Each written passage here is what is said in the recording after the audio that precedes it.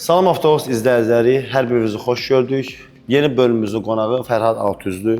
Fərhad, xoş gəlmisən. Sağ olun, xoş Necəsən? gününüz olsun. Çox sağ olun, siz necəsiz? Şükür Allah. Təşəkkür edirəm, dəvət elədiniz. Sağ olun, təşəkkür edirəm. Siz də çox sağ olun ki, yəni biz gəldin, iştirak elədin. Yəni dəyərləndirdin bizim təklifi, minnətdarıq. İndi burada belə deyək də maşın haqqında, avtomobil sifəti haqqında danışılır ancaq. Yəqin ki, burada həmin insanlar burada iştirak eləyir. İlk sualım olacaq və ona da davam eləyək. Çox suallarıma vermək istəmirəm. Buraxıram sən özbədən, yəni özün danışmağa. Yəni Fərhad kimdir? Hardan gəlib? Necə qoşulub bu avtomobil sferasına? Marağı sualdır əslində. İndi mən yadıma düşdüyüm kimi, yəni mənim 14-15 yaşım var idi.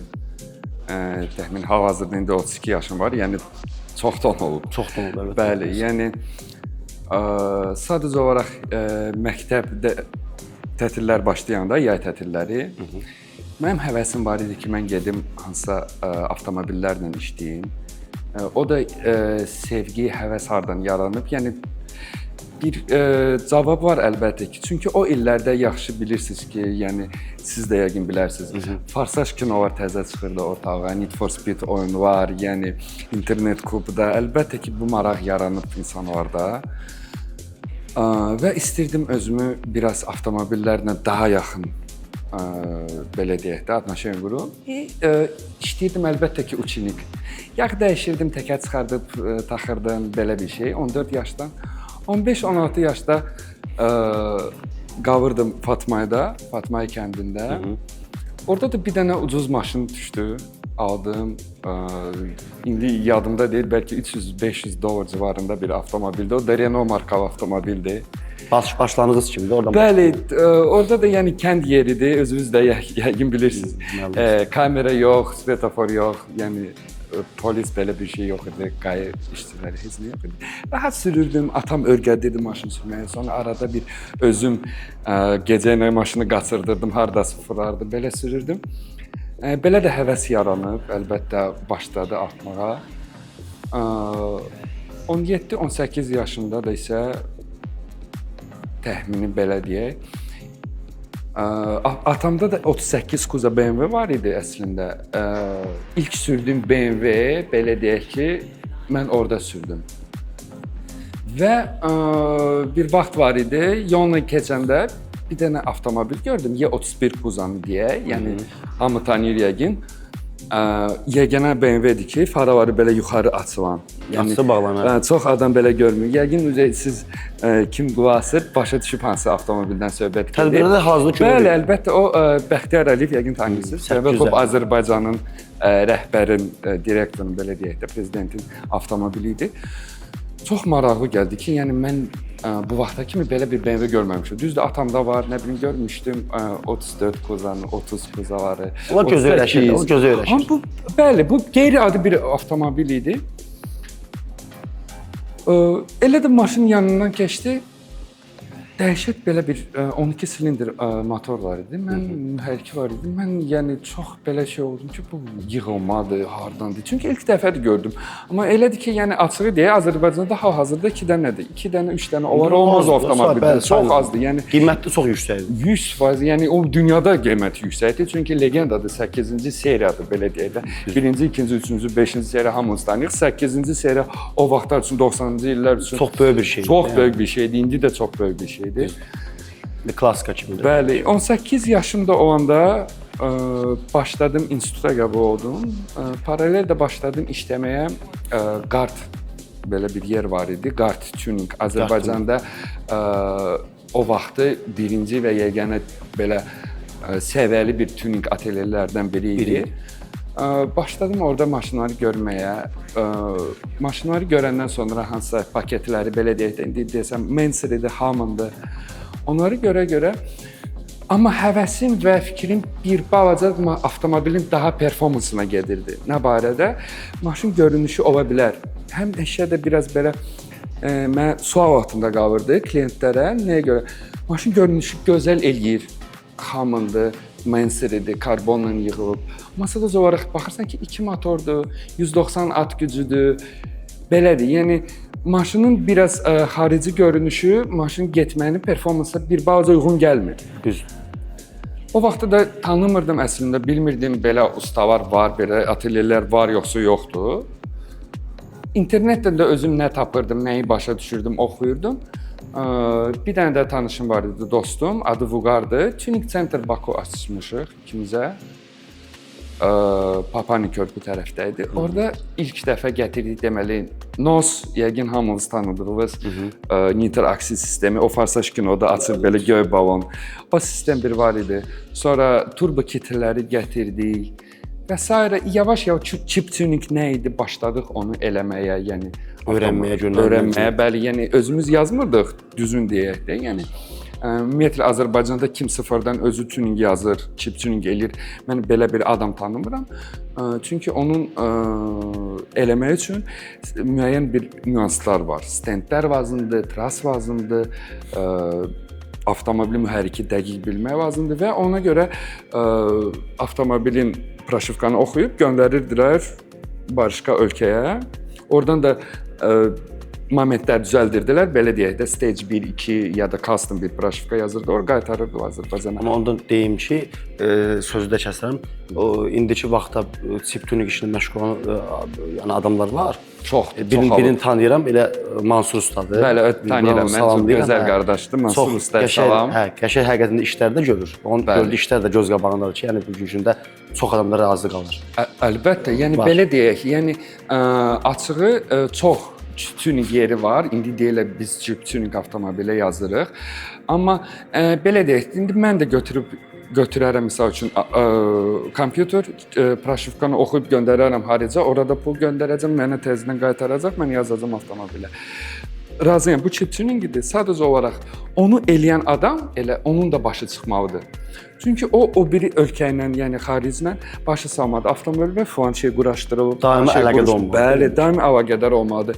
Bizdə benzin 95-dir ya da 98-dir, ya da Y10 keçirdir, Y30-a keçirdir. Belə bir nüanslar var. Yəni o da adamın başı çıxar. Mansuru da bəhs çəkdi, Mansur usta. Onu da tanıyıram. Əslində hal-hazırda bir dənə də proyektim var Azərbaycanda. Bir dənə məndədir o avtomobil. Bəlkə kimsə bilir və görüb, tanıyırsa desin, problem yoxdur, qəbul eləyərik. 46 kupe, qeyri-adi bir şey yoxdur, düzdür? Amma sadəcə olaraq 3 dizel mühərriklidir və zavoddan gəlib. Sonradan yığılmayıb heç bir şey, yəni zavoddan gəlib. Qeyri-adi bir avtomobildir. Azərbaycanda mən bilən yenə də bir dənədir. Və o avtomobilin proşivkasını hal-hazırda Mansur mənə köməklik eləmişdi eləmək. Mansur da bilir. Sonra məsələn bu avtomobil deyək ki, sferasına daxil oldu, maraqlı olurdu, yəni insanlar ilk avtomobilin falan peşməşən. Ondan sonra nə addım atmağa qərar verdin? Hardan başlamaq? İzləyicilər də bilir, çoxsu bilir, bilməyənlər də var ki, sən drift indi driftdən necə gəldim, ona məşğul olmusan, o da bir məşğuliyyət olub, sənin üçün gözəl anlar olub. Mən dediyim kimi belə deyək, mən ilk dəfə, yəni BMW sevgim, düzdür, mən bayaqları çəkdim. 31 Kuzanı da görmüşəm, atamda 38 Kuza olub, amma sırf BMW nədir və onu başa düşmək, belə deyək də, tam ram eləmək bəli də, yəni ürəyimə düşdü. 46 M3 Kuzasından sonra olub. Yəni 46 M3 Kuzanı mən sürdüm. Özümdə də olub 2 dənə. Deməli, həmin 46 Kuza mənə göstərdi ki, BMW nədir. 46 M3 Kuza da yəqin bilirsiniz, Most Wanted. Yəni Need for Speed Most Wanted. Yəni axırıncı maşındır. Belə deyək də, ona çatanda artıq oyun bitir və oyunu udursan. Qeyri-adi bir avtomobildir doğrudan. Yəni onun sadəcə olaraq doğrudan da baxırsan ki, avtomobil şəhər maşınıdır. Amma özünü sadəcə olaraq trasda hiss edirsən və yarış maşında hiss edirsən. Belə deyək, 2011, 2012, 2013-cü illər çox böyük bir şeylər keçirdimdir və düzgün deyə də bilmərəm. Yəni mən özümü sadəcə olaraq Azərbaycan yollarında mən özümü elə bir trekdə hiss edirdim. Draqvarla məşğul olurduq bir ara. Sadəcə olaraq sonra başa düşdüm ki, heç kimin deməli hətrinə dəymək istəmirəm. Draqın nəticəsi mənə görə, sırf mənim fikrim, kim daha çox avtomobilə, mühərrikə pul qoyub, belə deyək. Yəni təbii haldır, düzdür. Yəni mənim fikrim budur. ola bilər ki, mən indi bu maşını almışam və müəyyən bir pul vermişəm. Nə qədər mən buna çox pul qoysam, o qədər də at gücü artacaq, o qədər də performansı artacaq, aydın məsələdir. Sadəcə olaraq drift belə bir disiplin var idi. Həm də ki, belə deyək, 10 il bundan qabaq ümumiyyətlə dünyada böyük bir abarot yığan bir avto idman kimi oldu drift. Və maraq artdı əlbəttə ki. Çünki başa düşürsən ki, belə deyək, hamı tanıdığı dünya çempionu dəfələrlə James Dean drift çempionudur. Onun avtomobili 200.000 euroya yaxın pul yəni qoyulub avtomobilə. Amma o demək deyil ki, hal-hazırda James Dean maşını mənə versinlər və mən 2-3 qat dünya çempionu olacağam o avtomobillə. Yox, insan özündən çox şey. Əlbəttə, yəni o sürüşündən insan necə idarə eləyir avtomobili. Və onunla da belə maraq gəldi. Özümü orada sınamaq istədim. Necə alınır. Dubaya getmişdim. Dubayın avtodromu var Ferrari muzeyin böyründə, belə deyək. Orada da 1-2 dənə belə deyək də, yəni test sürüş kimi elədim avtomobillə. İndiyənə kimi yadımdadır. Nissan 350Z idi. Hazır Bakıda olmalıdır onun bir dənə məncə. Azərbaycanda azdır. 350Z. Bir dənə o qara var. Yox, var, biraz var. Yəni ondan var? Var. Mən görmüşdüm. Yəni boz rəngdə də var, qara da var. Var avtomobillər. Hal-hazırda da mən bilən Pərviz Usta, yəni adam yəqin tanıyır. Onun qarajında drift kartı yığılır, 350Z. Onu yeni gəldiyi zamanlarda yəni çıxacaq. İnşallah çıxacaq ortalığa. Yəni belə bir proyekt var. Yəni yəqin olacaq. Çünki belə deyək də, Metra 350Z yəni dünyada tanınmış və özünə görə ad çıxardan bir drift platforması olur, belə deyək. Və ondan sonra mən başladım drift etməyə. İlk mənim avtomobilim, drift avtomobilim Y30 Quzum olub. Sadə, yəni M54 3 motor idi, öz mexanika korobkası idi əlbəttə ki.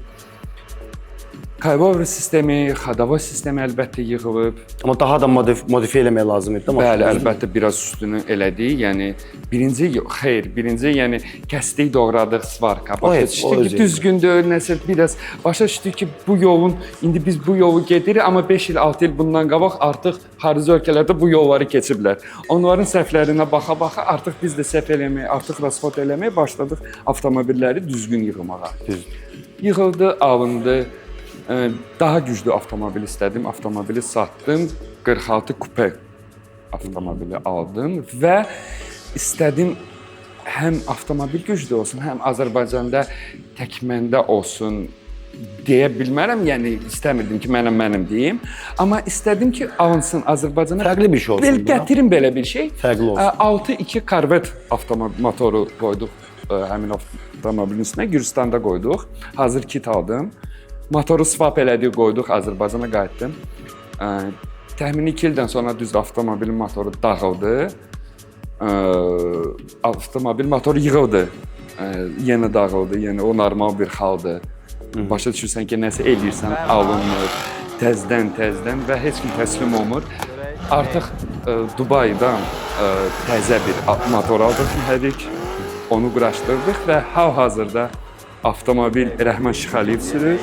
Dostumuzdur, qardaşımızdır. Hal-hazırda da yəni indi yoldadılar, Gürcüstana yarışa gedirlər. QDS, odur Fəriddir. Onlara uğurlar arzulayırıq, əlbəttə ki.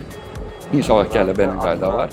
Hal-hazırda avtomobili sürür və ondan sonra görüşmüşdük bir neçə dəfə, deyib ki, Fərhad, yəni oradan qeyri-adi bir avtomobildir, güclü maşındır, yaxşı maşındır.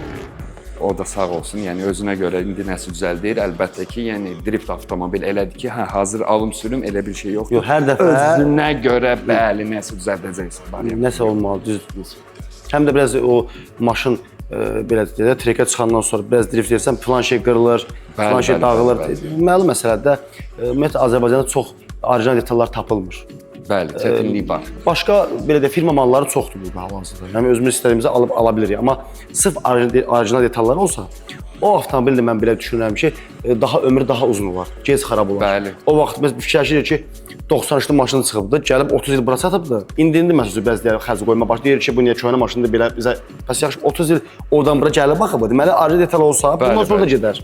Bu məlum məsələdir. Açığı belə deyək də, yəni indi 46 BMW-lərin daha köhnə kuzaları götürsək, 46, 36, 30-u ad çəkmək istəmirəm. Metr, onun qeydimə də pis zapçası da tapılmır, orijinal da tapılmır.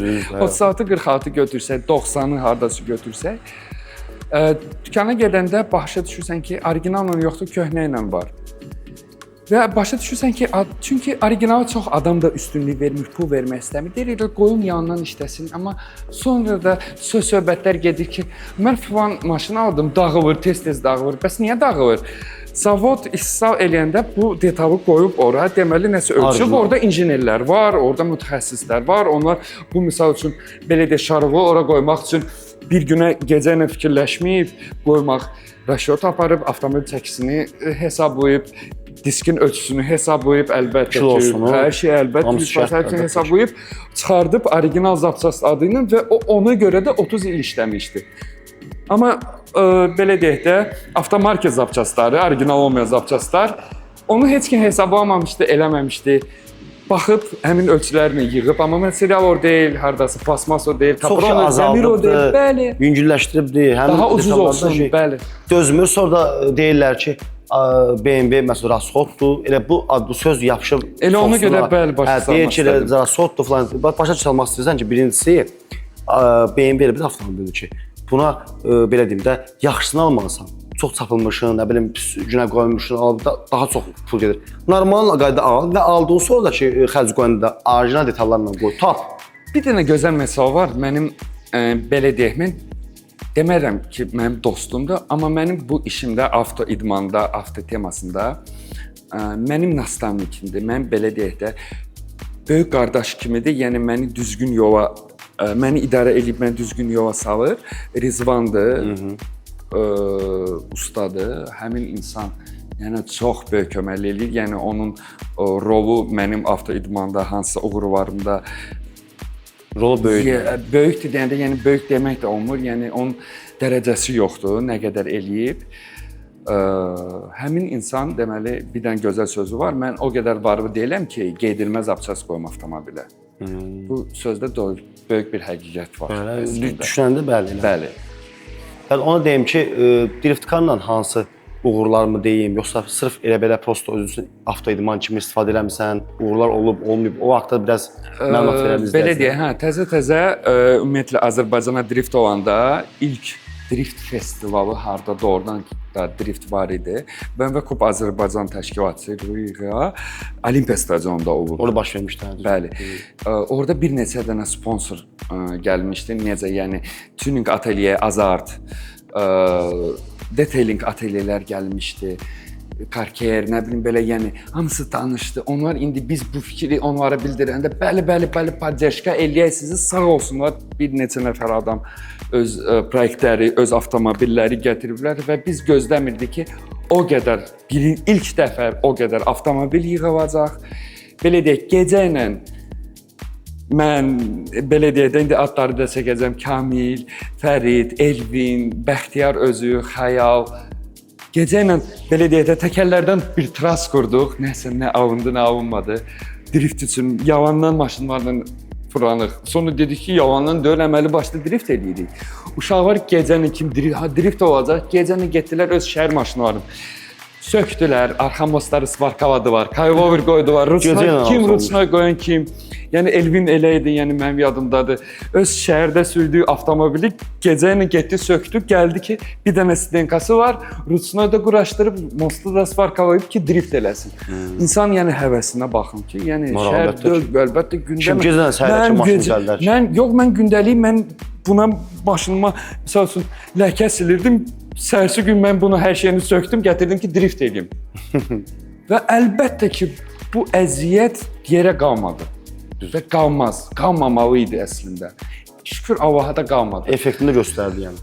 Gələn ildə oldu Xırdalanda Riyad belə yer varsa, orada da olmuşdu. Elə orada da yəni təkərlərlə gecələr eləmişdik. Orada yol biraz pis idi. Öz cibimizdən sement tökürdü. Orada da ilk mənim iştirakım 30-la olub. Sadəcə olaraq çox gözəl gedirdim. Yəni deyə bilmərəm 1 2 3 idi yer. Bir yerə amma çıxmalı idim əslində. Sadəcə olaraq sürüşdə avtomobildə problem yaranıb və benzin nasos atkaz gedib, işləmədi. O da sonra öz səhvlərimizi başa düşür. Hər bir şey opatdır da, belə deyək. Öyrənirsən də. Uduzmaq da nəyə görə uduzmusan? Əlbəttə ki, deməli özünü yaxşı hazır eləməmisən. Deməli öz avtomobili düzgün hazır eləməmisən. O demək deyil ki, mən bomba sürə bilərəm, amma sənin avtomobilin xarab ola bilər. Deməli sənin komanda düzgün hazır eləmədi. O qədər olmuşdu, yəni sürə-sürə hər şey əla gedirdi. Təkərin havasını yoxlamadım. Çox qoydum, maşın sürüşürdü ya da tərsinə az qoydum. Bu söhbət də olmuşdu. Gürcüstana getmişdi hamımız. Təxmini 2018-2017-ci illər idi o da. Xudadovi bir yer var, belə dağa qalxmaq yoxdur. Orada bəli, biz baxdıq gürcülər sürür belə normal. Biz də sürək. Mən də 30-la getmişdim, 3 motor. Dedim, ay 3 motor, 3 motorun da bir gücü yoxdur əslində. O bir maşın var. Bir soruşdum. Dal təkərin bəs təzyiq qoyuram 1-2. Dedim mən də həmişə 2-5 ilə sürürəm. Getdim mən də 1.7 sürdüm. Elə 1.7 qoyanda maşın düzəlirdi, sürüşmür. Başa düşdüm. O yarış keçəndən sonra əlbəttə ki, yəni 0, yəni heç keçməmişəm. Oturdum gecəndən sonra fikirləşdim. Fərhad, sən sürürdün axı başa düşürsən bu. Sən kiməsə qova astın. Elədin. Bu da hər şey oputdur. Yəni insan öyrənir. Heç kimi qova asma. Əvvəl sürürdün, əvvəldi. Niyə sən getdin kiməsə qova astın, kimisə məsləhətinə? Əvvəl necə fikirləşirdin, elə də sür, elə də elə. Düz. Hər şey bir təcrübədir, hər şey. Əlbəttə. Sən uduzmaqların daha çox təcrübədir nəinki sənin uduzmağın. Çünki udandan sonra sən bilirsən ki, mən udmuşam, mən qazanmışam. Amma sən uduzandan sonra sən oturursan, analiz edirsən. Bəs mən niyə uduzdum? Bəs mən harda səhv elədim? Ya mənim komandam səhv elədi, ya da maşını düzgün hazır eləmədim. Hər şey bir təcrübədir. Yəni ona görə sözümü onu gətirirəm ki, uduzanda da təslim olmaq olmaz. Yox, mənlik deyil, hər şey atın. Elə deyil. Düzdür, mən gündə çoxdur. Elə adi avtomobil tuning olsun ki, biraz gedirlər, görürlər məsələn çox pul çıxır. Biraz məsələn bir azapsasını qoyurlar, bu düz gəlmir, onun da deyirlər ki, qutaraqda dağıcıya bezdirdi belə. Elə deyil. Düz deyirsən, təslim olmamaq lazımdır.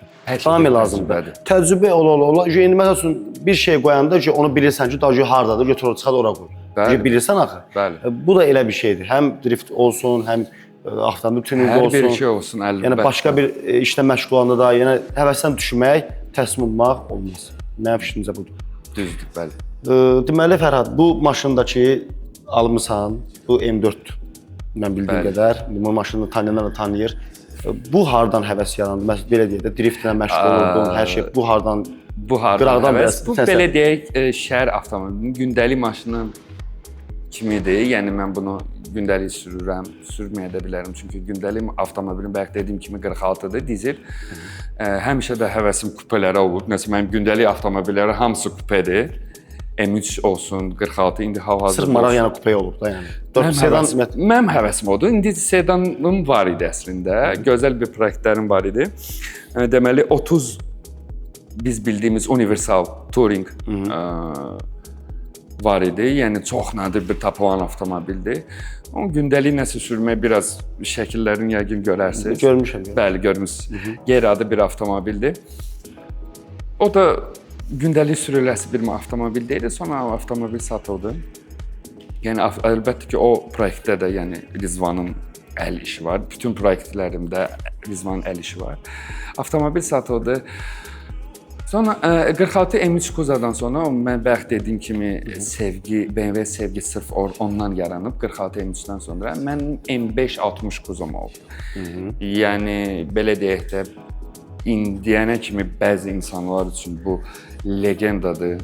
Bu əfsanəvi bir avtomobildir.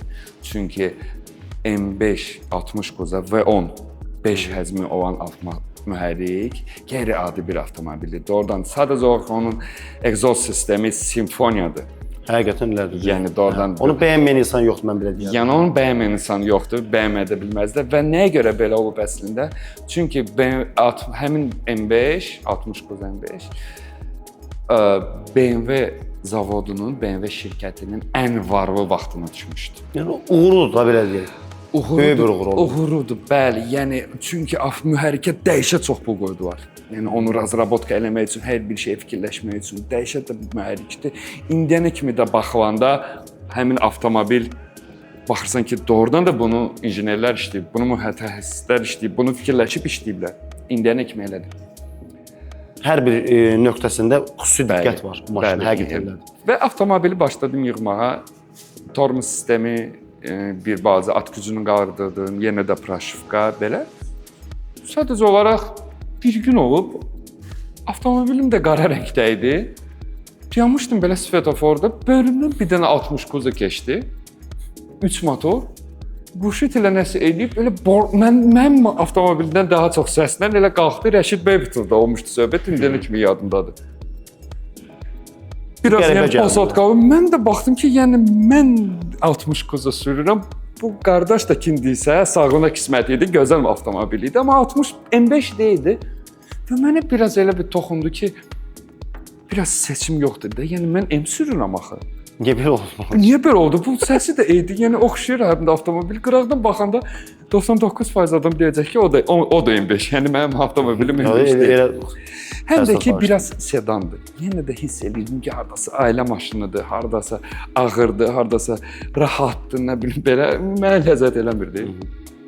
Və 46 M3-dən sonra mənə sırf o sevgini yadıma salan bu avtomobil oldu. M4'dür. Bu avtomobil düzdür. Onun avtomobili alanda oturdum. Elektronikası tam başqa. Müasir texnologiya var. Amma yenə də özümü hiss elədim hardasa 46-dayım. Hardasa. Həmin ağırlıq, həmin bərk avtomobil, həmin belə maşın sıxılığı, kipliyi gedə-gedə o abişumkası olmayan bir avtomobildir də. Yəni çox azdır çünki yüngüldür. Yəni bu 5-ci seriya deyil ki, abişumka olsun, business class'dır. Bu yarış avtomobildir, bu trek avtomobildir, bu onun üçün yaranır. Bu çəki ilə buna mübarizə aparır, nəinki komfortla. Və o həmin şeylər mənə ləzzət eləyir və ona görə də bu avtomobili doğrudan da çox istəyirəm. Həqiqətən də yəni gözəlliyi göz önündə olan avtomobildir. Həm daxili olsun, həm xarici olsun. Öz yerində. Bəs yaxşı cəmiyyət tərəfindən necə qəbul olunur maşın? Cəmiyyət tərəfindən sual vermək filan. Cəmiyyət tərəfindən də maraqlı bir yaxınlarda bir belə deyək də insident olub. Deməli dükandan çıxırdım, avtomobillə gəldim və avtomobil sönülü idi. Cavan uşaqlar dayanırdı. Təxmini indi 11-ci sinif uşaqları ya da belə 16-18 yaş civarında bir uşaq var idi, 3-4 nəfər. Və biri keçəndə qayıtdı avtomobilimə baxdı, dedi ki, bu M4 deyil, bu 428-dir. M4 olsaydı 3 motor olardı. Hardasa mən başa düşdüm ki, bəli, əlbəttə ki, insan düz deyir. Amma xodlu deyil axı, yəni bu xodlu deyil, bəli, xodlu deyildi. Amma başa düşdüm ki, bu uşaqdır, cavandır. Başa çıxır, bilir ki, bəs M4-də sırf bir cür motor olur. Yəni, biraz belə deyək, çünki insanlar, yəni özünüz də bilirsiniz. 2 motora da M5, M4 deyir, 3 motora da M5 deyir, amma elə deyil. M avtomobillərdə, M seriyada bir cürə mühərrik olur. Motor gəlir. Ya 3 motor, M3, M4, M2, M5-lərdə 4-4 gəlir. İndi köhnə 5 motor da var, 4 motor da var, belə deyək də. 3-8 yəni olur. Bir cürə gəlir. Yəni M5 belə də M4 həmin kuzada, F82 kuzada bir neçə cür mühərrik ola bilməz. S55 mühərrik dayanıb və salam başqa heç bir mühərrik dayana bilməz. 3-5 ya da 2-5, 4 motor da dayana bilməz. 3 motor. Uşaq onu bildi yəni. Uşaq onu bilirdi, amma sadəcə olaraq yaxınlaşdım. Maraq çünki istədim ki, cəmiyyət, cavanlarımız bizim gələcəyimizdir. Onlar daha anlayışı olsunlar, bilsinlər. Yəni məndən heç nə getmir ki, mən nəsə öyrədim. Pislik barədə də demədim ki, mən öyrədim, yox bilsin ya da özümü göstərim ki, yox sən niyə belə eləyirsən, məndə M4-dür. O barədə deyildi. Uşağa yaxınlaşdım, dedim ki, bəs sən hardan bildin ki, bəs bu 3 motor deyil? Deyir, bəs əmi deyib, siz bayaq gələndə bəs avtomobilin səsi çıxmırdı? Deyirəm, bəli, çıxmırdı, çünki basmırdım. Yəni ümumiyyətlə M3, M4 indi düzünə rədmi 6 silindr motordur, 3 həzmli avtomobil motordur. Çox da qaz basmayanda səsi də çıxmır. Sakit gəlmisən də ona görə. Bəli, sakit gəlmişəm. Yəni belə bir partada gəlməmişəm, belə deyək də quş itilinə, nə bilim popkornla. Dedim, yox qardaş, bəs bu M4-dür, təmiz M4-dür, elə 3 motordur. Doğrudan belə maraqla yaxın. Bəs o var mühərrikə baxdım, kapotu açdım, maraqla baxdı. Hə, əmi çox sağ ol, o var salona baxdım, deyirəm, əlbəttə buyur. Baxdı. Başa düşdüm ki, uşağın gözündə belə bir işıq yandı və maraqla doğrudan da baxdım avtomobilə. Həvəsi vardı, yəni Həvəsi maraqlanır. var və dedim ki, sağ ol, qismət inşallah bundan da yaxşısını alarsan. Hələ çox cavansan. Ha, gözəldir. Yəni mən görmüşdüm. Mən də qayıtdım dedim ki, qardaş, mən başa düşdüm ki, sənin azdan çoxdan anlayışın var. Çünki sən dedin ki, 3 motor olur, 3 yəni motor olur. 3 motor olmalıdır. M4 isə bu 3 motor olmalıdır. Mən onu bilirdi o uşaq. Yəni onu bilir əlbəttə ki, elə mənə toxunan da odur ki, uşaq bilir onu. Deməli oxuyur. Bilir, bilir, həvəsi vardı, marağı maraqlanır. vardı. Ya kimsə demişdi, yardansa oxumuşdu onu. Və əlbəttə ki, yəni istəyərdim ki, belə bir təşkilatçılıq, yəni belə bir danışıqlıq var. Məndən çox illər də var bu Azərbaycanda. Elə mən özüm kimə maraqlıdırsa, hansısa sual var, yəni adam bilməyə bilim. Mən yəni doğmamışam ki, mən hamısını bunu biləm. Mən də oxumuşam. Onun əlinə baxıb öyrənmişəm, onların danışmağını qulaq asıb eşitmişəm, internetə girib oxumuşam. Hər şey bir yenə də deyim təcrübədir. Elə insan yəni puxtalaşır, öyrənir və bizim borcumuzdur ki, kim yaxınlaşır ki, şimdi yəni belə şey çəkinmək olmaz. Gəlin yaxınlaşın, yazın, Instagramda, nə bilim, başqa bir yəni sosial şəbəkədə yazın, müraciət eləyin, amma sırf öyrənmək istəyən. Yəni çox boş-boş yazanlar olur, narahat edənlər olur. Onlar təbii ki, yox. Onlar heç cavablı yazılmır, amma ki, nəsə öyrənmək istəyən, maraqlı gələn bir şeyi maraqlana bilərsiniz. Təbii ki, Fərhad da ki, öz növbəsində onu layiqincə cavablayacaq. Bəs Fərhadın bu maşından başqa nə maşını var? Yəni motosikl, mən bilən olmalıdır. Var. Yəni baykında var. 2011-də, 12-də o vaxtlar əvvəl əlbəttə 13-cü ildə belə deyək, motosikletlərim olub, sport bayk var idi. Biri Aprilia idi, biri də Kawasaki motosikletim olub, sport bayk vardı. Açığı deyim, yəni bax o vaxtlarda keçib. O vaxtı dəhşət həvəs, sürət həvəsində idim. Elə avtomobilləri də sürətli sürürdüm yollarda. Motosikl da sürürdüm. Və 300-lə də getdiyim yerlər də olub motosiklla. Yavaş-yavaş da başa düşdüm ki, mən 300 sürətlə məni qorxutmur. Tərsinə mən onu sürməsəm yata bilmirəm. Nə bilim, nəsə eləməmişəm. Adrenalin günü tamamlamamışam. Belə bir vaxtlar da olub. Bir əskərliyə getdim, qayıtdım. Əskərlikdə o-avasında motosiklimi satdım dostuma. Qaydanda çox istirdim motosikl özümə alım təzədən, amma ya risk eləmirdim, ya başqa cür düşünməyə başladım. Yox, artıq o deyil. Həm də driftə daha çox üstünlük verdim. Başladım driftlə məşğul olmağa. Driftin çünki öz adrenalini həmişə var. Nə qədər sən sürmək bacarsan da, drift elə bilsən də, adrenalindir, yenə də qayıdır driftdə. Drag sürüşlər artıq hal-hazırda bildiyim kimi yaxınlarda stansiyanın təşkilatçılığı ilə Azərbaycan Avtomobil Federasiyasının dəstəyi ilə təşkilatçılığı ilə rəsmi drag yarışı olacaq. Çox yəni sevinirəm əslində bu xəbərə. Elə olmağı əlbəttə. Bu da bir inkişafdır. Bu da avtoidmanın bir növüdür. Avtoidman yəni böyükdür. Avtoidman kartingdən başlayır. Belə deyək, offroadda qurtarır.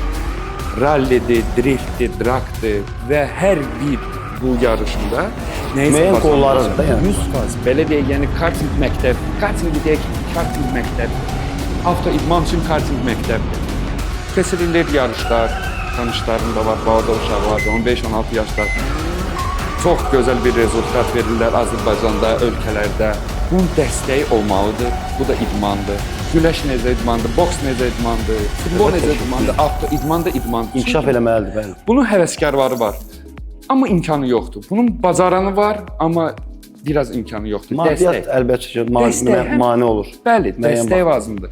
Bu dəstək də gözəl bir şeydir və drag yarışı əlbəttə nəyə görə çox gözəlir? Çünki kimsə öz avtomobili yığıb, həmin mənim avtomobilimdə, yəni stok deyil, indi at gücü qalxıb, kimdəsə də stok deyil, at gücün qalxıb və bunu düzəldən ustalar da var Azərbaycanda və onu göstərməlidir.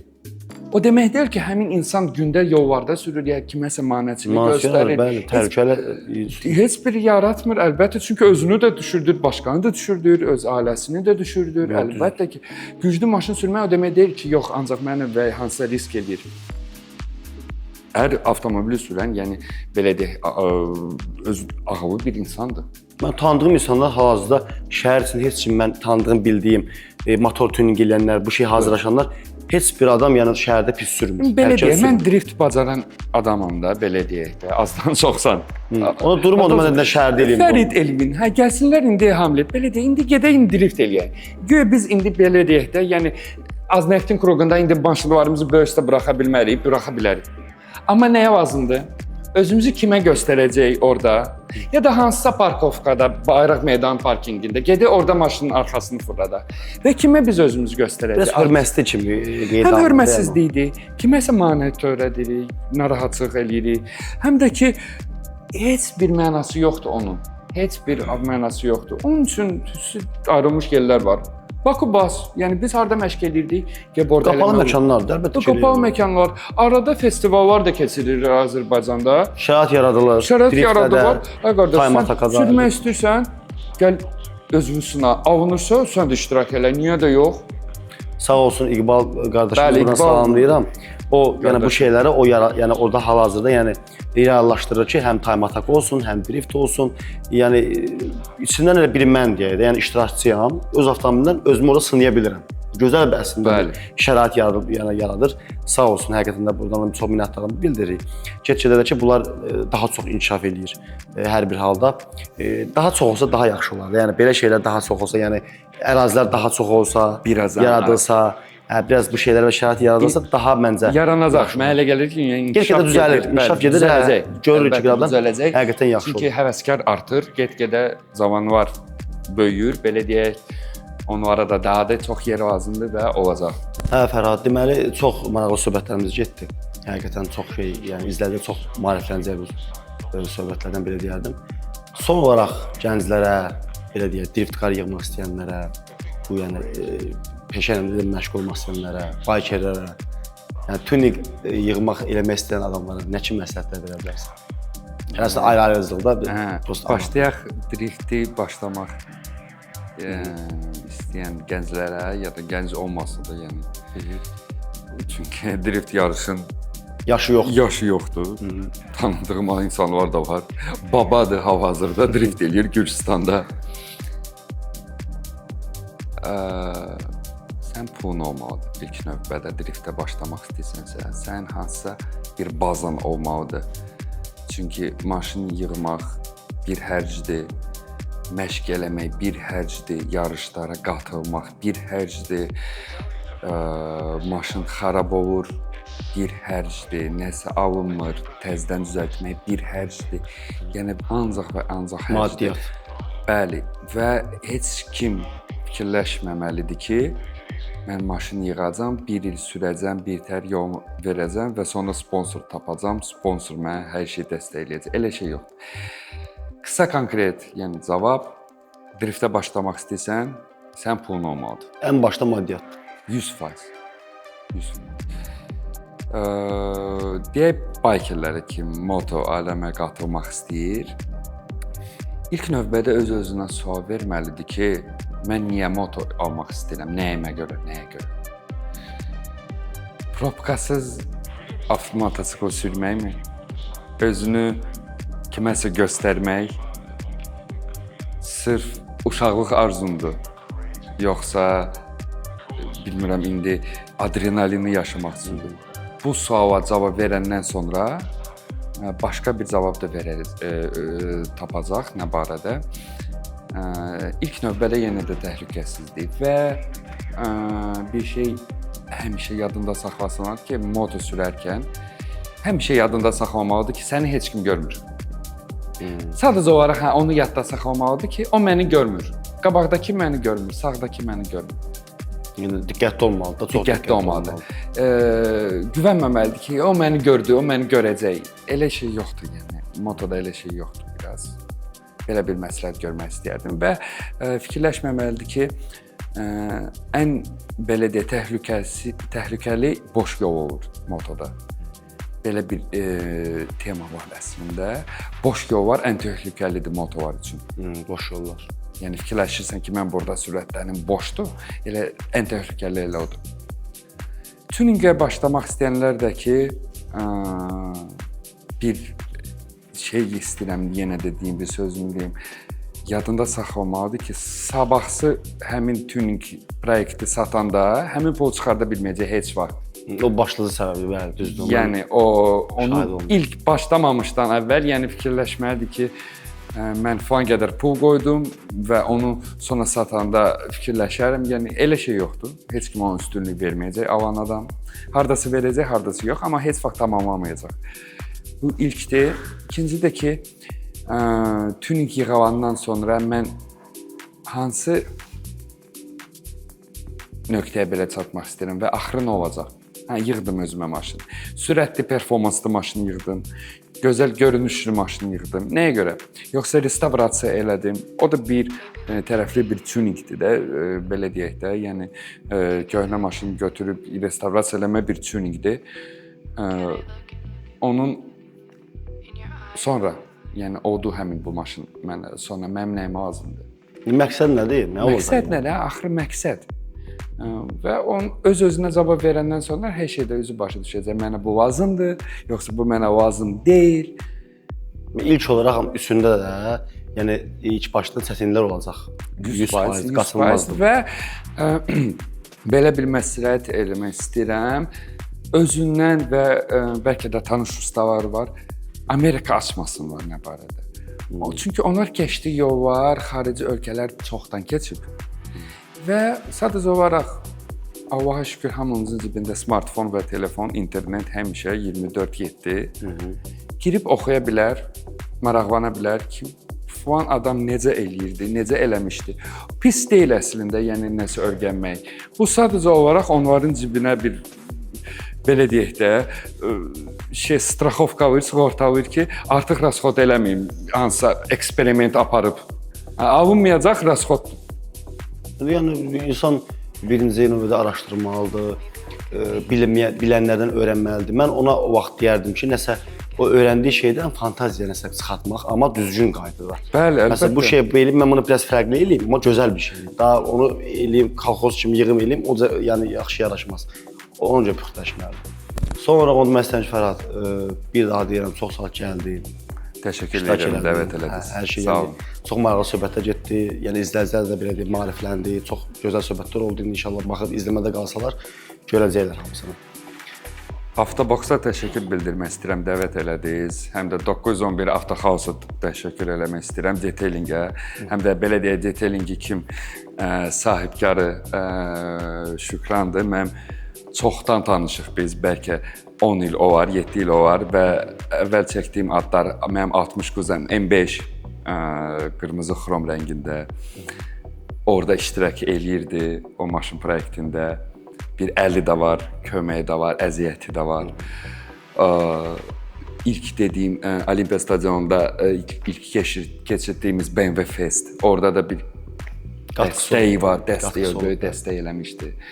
Və bir neçə dənə belə bir proyektlərdə və ümumiyyətlə avto temasında bir rolu olub, adı çəkilmiş bir insandır və yəni yenə də təşəkkür bildirmək istəyirəm. Avtomobil də bu günləri yuvub, çox gözəl. Yəni mən də belə deyək də detailing işinə başı çıxan insan kimi özüm burada gördüm. Necə xidmət göstərirlər, hansı kimya ilə istifadə edirlər. Çox gözəl və əla. Bilənlər bilir və göz qabağındadır. Çox sağ olsun, var olsun. Həqiqətən də göz qabağındadır. Əziz izləyicilər, bugünkü bölümümüzün sonuna gəldik. İlk başda dediyim kimi Fərhad Altüz qonağımız idi. Maraqlı söhbətlər oldu.